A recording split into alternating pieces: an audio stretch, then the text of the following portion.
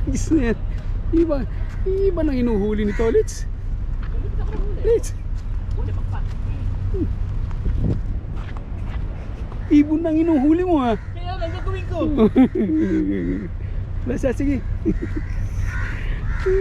Ibon na inuhuli. Dapat yung pati mo.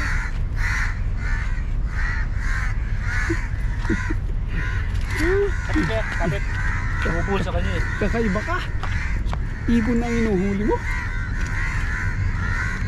Oh, ayan. Kakaiba ito. Inuhuli ay ibon.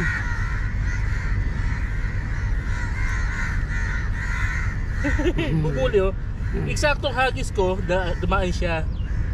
Nasabit yung pakpak niya.